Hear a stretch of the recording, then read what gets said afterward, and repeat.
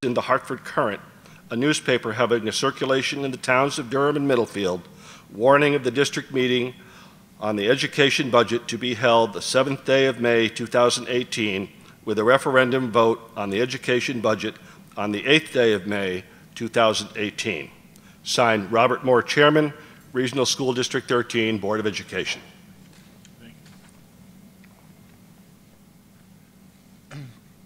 We'd like to now have a motion to elect a moderator.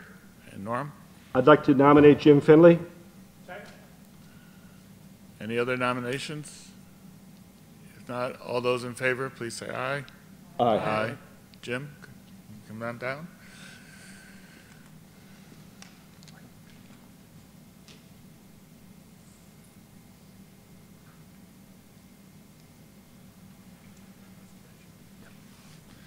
Thank you, Mr. Chairman. Good evening, neighbors. We're going to start off with a brief presentation on the proposed budget.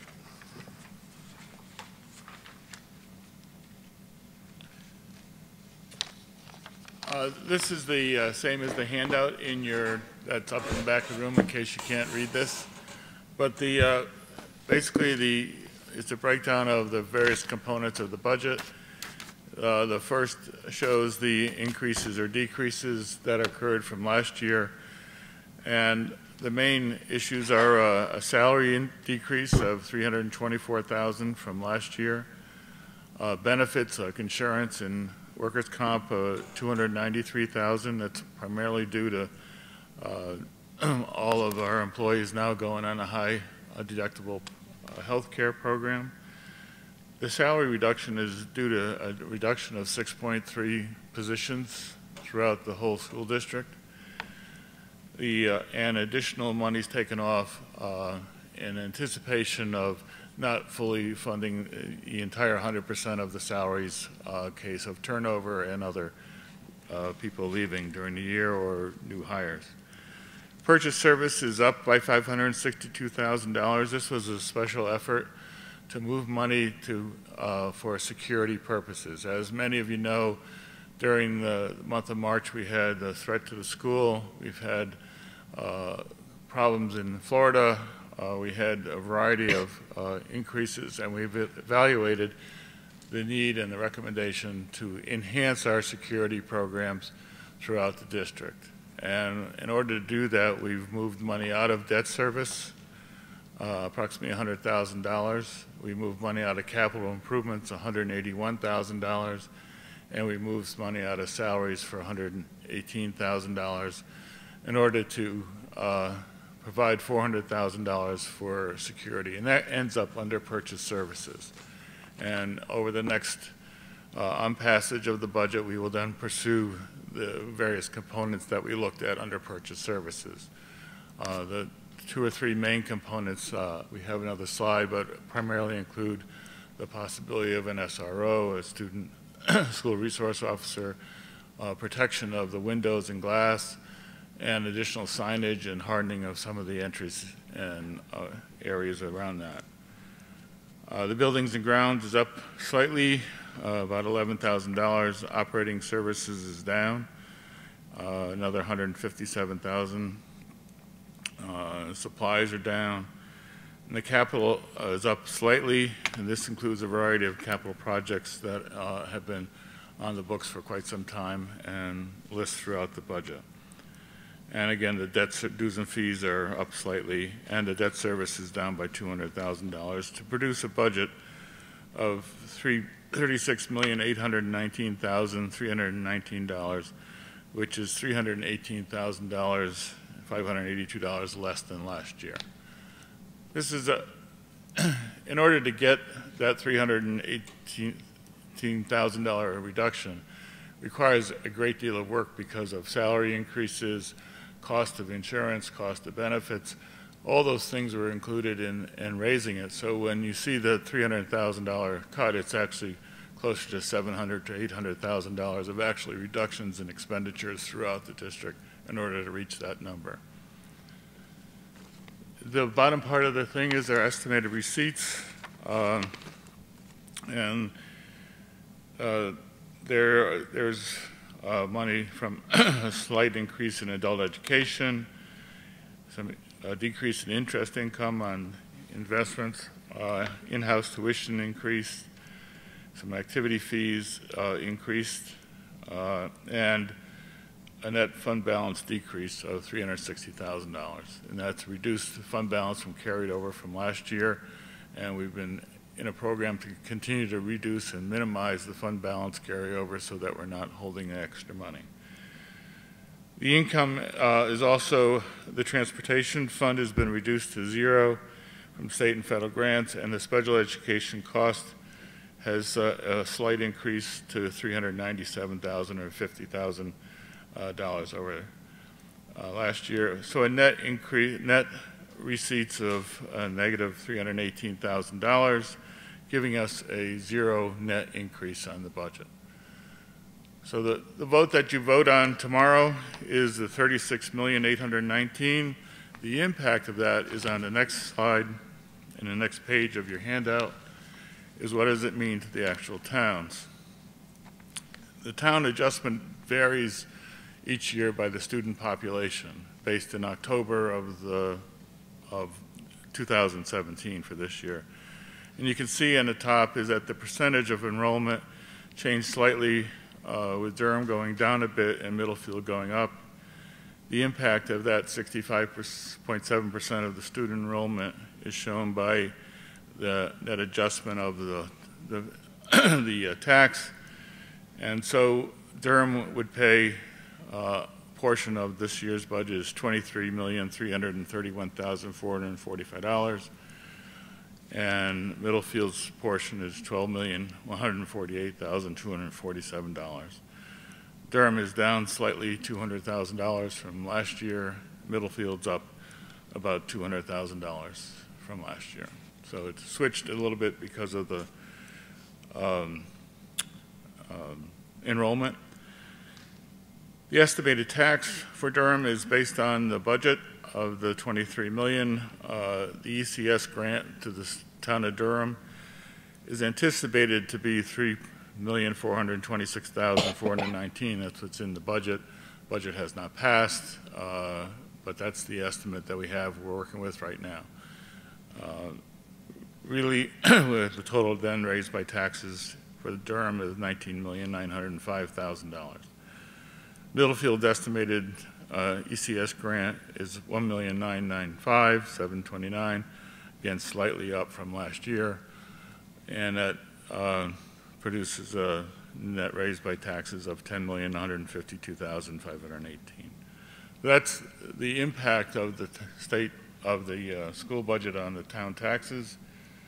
And the final part of this handout is the estimated student cost per pupil. And you'll see it has obviously increased over the years, combination of fairly flat education budget, but a reduction in enrollment. We've gone from $19,463 in 2015-16.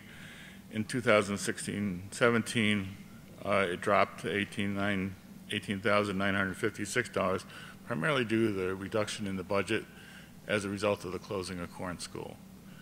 So that was the major impact. The estimated, we don't have the estimated for 2017 or 18 and 18-19 yet because of the requirements of the calculation.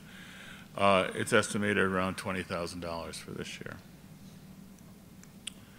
So that's the two major slides of what we wanted to talk about tonight.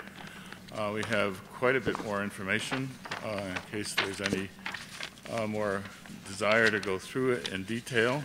And you know, this is the second time we've been through this in the public hearing, but we do have a lot more information in case anybody is interested. We have information on the amount of debt, the information on the capital projects, and a variety of other components. But I think there's one more slide that might be of interest. This is a slide that Middlefield presented for us. It's kind of an interesting slide. It shows the impact of an average assessed house. And you can see over on the left, the average assessment for a house in Middlefield is $161,341. In 2011 and 2012, it was $192,400. So the assessed value is depreciated over a while. And the mill rate, you can see the adjustment in the mill rate. It's going up. The tax burden is the total tax that would be on that particular average assessed house. And the school allocation of that is $4,000 of the $5,500.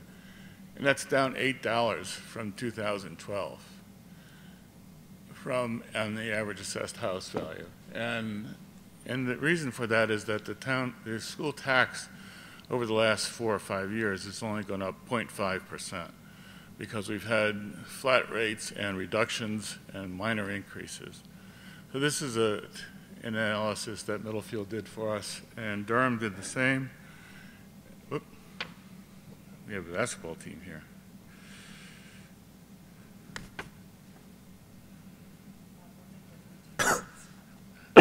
Rather see these kids, but I don't know where it went.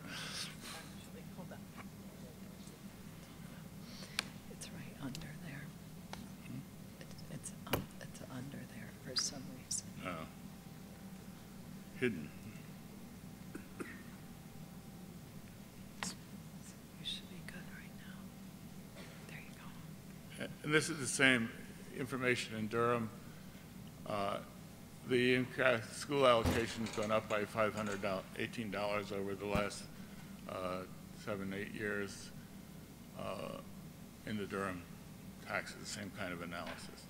So this is, just something to show that the impact of the school budget has been, I think the board and the superintendent and administrators have done everything they could over the last couple of years to keep the impact of the school budget fairly constant and as low as possible, despite the fact of major improvements in our curricula and major improvements in our direction we're going and a variety of other activities that are bringing about better education for our students. With that, I'd like to turn it back to Jim. Thanks, Mr. Chairman. We'll open it up to comments and questions from the public. I'd ask you to please come up to the microphone so that everybody in the auditorium can hear your question. Are there any questions or comments? If there are no questions or comments, I'll entertain a motion to adjourn. Mr. Parmalee. I guess I'll ask mine. I recognize Mr. Parmalee first, if you don't mind. Okay. Please identify yourself, too, when you ask a question. Chuck Stengel, Town of Durham. My question relates to the information on the flyer that was sent out this year versus the flyer that was sent out last year. This is the question I emailed you. For school year 17-18, last year you estimated that the net current expenditure per student would be $19,492. In this flyer, for the same school year, we have an estimate of $20,411, which is almost $1,000 per student difference. So that's like $1.5 million on a $35 million budget. That's quite a swing. So the question I asked, which was the question I gave you the opportunity to ask, was, can you give me some specificity as to why there was a difference? Really? Yes, I Oh, understand okay. that. To the That's what public. I was asking. I know you did, Oh. and I appreciate that. And secondly, considering there was such a huge difference in those numbers, what's the reality based for this year's number? How much faith can I put in those numbers? So proposal expenditure typically runs a whole time. File their reports and the actual enrollment numbers are calculated, then the actuals, and they're adjusted by the State of Connecticut Department of Education. So you use the information that you have at hand at the time. The reason that the flyer from last year had a different estimated per pupil expenditure than the flyer from this year was simply because when I came on, I had the opportunity to present to the board a per pupil expenditure presentation, at which time I took the opportunity to update the numbers with the information that we had year to date. So it was actually, usually when you make an estimate, it stays the estimate. Because I came on board and had the opportunity to do that, I updated the figures with what I had, the information that I had to date. Things change all the time. Enrollment numbers change, expenditures change, simple things such as reducing the calendar a year, the school calendar year by 1 day, which we did in this school year, can affect your numbers because they give you a little extra kicker for an enrollment when you have longer than 180 days. So many things factor into it. So your question about can you have faith in this year's number, it's my best guess. It's an estimated guess. I would love to be correct. And it's, you know, I don't know how it's going to come out because there's so many things out of your factor. If you have excess special ed outplacements or transportation, or maybe you have less than you budgeted, that's going to affect it. So it's a good estimate. I have faith in the method of getting there, but I can't promise that that's going to be the exact amount. Mr. Parmalee, do you have a question?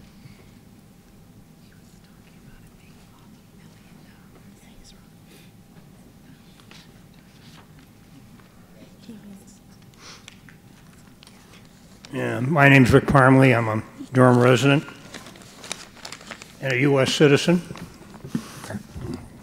I've never voted anywhere but Durham. I want to thank those responsible for bringing this budget to referendum because it doesn't have to be.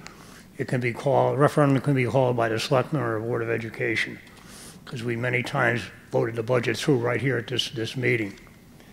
I'm also very grateful to the town of Durham for the education that my 3 children got in the system, all 12 years.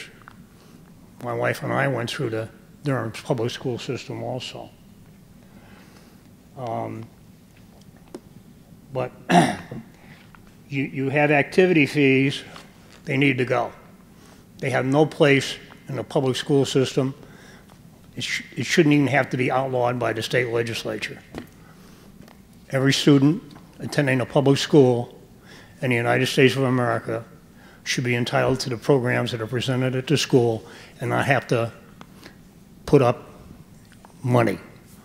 I mean, I don't have to pay my property taxes, and yet my children or dependents would be eligible for an education. But technically speaking, with an activity fee, if I didn't pay, they wouldn't be able to participate. It's got to go. The football program was questioned years ago by a resident, said with declining enrollments we couldn't sustain the program, so why bring it into this system when we left the vinyl program. At that point it was over $40,000 a year to run the program. Startup costs were another $40,000, so we were well into $80,000. The concussion injuries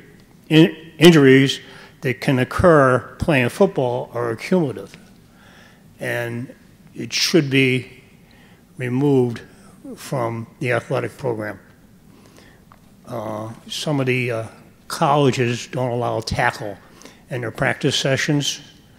The NFL paid some of their players, they brought a class action suit against them for concussion injuries, paid them millions of dollars. Well, let's do away with football, do away with activity fees, and put all students coming into the public school systems, not just in Durham and Middlefield, but the entire country, on equal footing. The state of Connecticut has some deep financial problems. There was an excellent article by Donald Kepler Smith in the paper a while ago. They're not going away this year, and we have to address it. We're living beyond our means, and I don't know why towns like Middlefield and Durham and others that are fiscally responsible should have to pay for the irresponsible spending in Hartford. And then, of course, the state is rendering aid to the city of Hartford, and that's not going to resolve their problem. And when I look at my elected officials and their sources of income to run the state and fund education are coming from marijuana and from gambling, I'm not impressed. Sources of revenue should be legitimate businesses. Marijuana is not legal. It is illegal at the federal level. State laws do not supersede federal levels. We should be ashamed of ourselves. Also, the town government runs lean. There's a lot of scrutiny. The Board of Finance and the selectmen, they spend a lot of time putting our finances together, and yet you people that control 80% of our money in round numbers have no review by an independent Board of Finance. And last year, when they were having their budget problems in Hartford, and our leader withdrew the funds to Durham and Middlefield for education, and then also, and many other towns too, and also dumped the teachers' pension money on us, or tried to. That shows you where we're at financially. We've got to get our act together. There's a lot of value in my local government, in the town hall, a lot of services, a lot of wonderful people, talented, dedicated, and with good credentials. We don't have anyone in the town hall that I know of that makes $107,280 a year with 25 vacation days, 5 personal days, 15 sick days, and I don't think there's any cap on the sick days, but that's in the contract for your head of your maintenance program. I'm a little bit embarrassed, and I mentioned it to some of those employees that I know at the town hall. I mean, I have responsibilities beyond the school system, and you people deal with salaries. Our Board of Finance, members are here tonight, when they have their residents committees coming before them and boards looking at funds, most of them are not getting paid. You have salaries and tremendous payroll. I'm not saying anybody should have to work for nothing, but there is a difference, and there should be some respect for local government. So the other thing is, for some reason I asked this a few years ago, and nothing happened. The paper that comes out every week has an insert in it sometimes with from the school system, I guess as they call it, the devil's advocate. And I didn't realize it, but a few years ago I found out we subsidize that. We don't pay for it in its entirety, but we have money in there. I never particularly liked that publication, but I figured that was one of the nicer things they were doing for the community when they published it, and lo and behold, I was paying for it. That should be labeled every time. I mean, we label all our political ads. How much is it going to cost? We should know that that information is being paid for by the taxpayer. Some of it is just plain news anyway. Or we could eliminate it, put it all on the net. I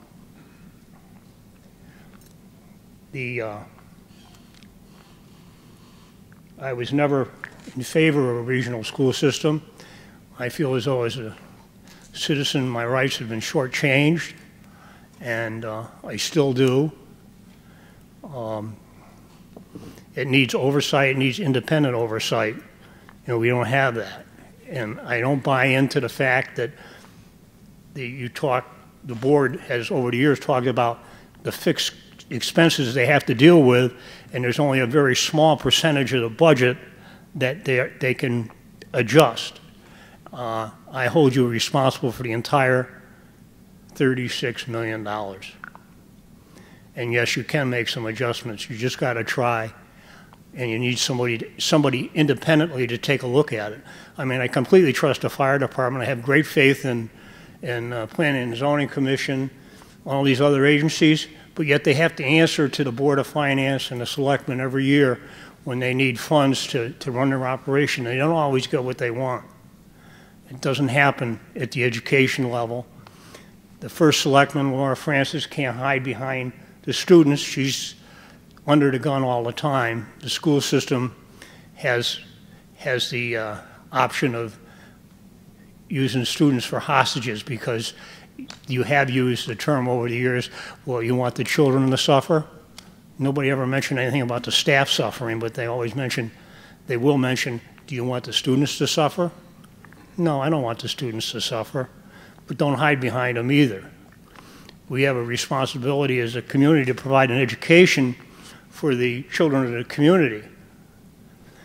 But that doesn't mean we have to be fleeced out of our funds. Mr. Parmalee, I'd ask you to please wrap up so we can give others an opportunity to speak. Well, it's only once a year, and it's a lot of money. We don't have this at the town level. We need to do something different. Thank you, sir. Are there any other questions or comments from the audience? Any questions or comments? If not, I'd entertain a motion to adjourn to the referendum. So moved. Is there a second? It's seconded. All those in favor say aye. Aye. Those opposed, no. The ayes have it. We are adjourned to the referendum. Thank you very much for coming out. Thank you.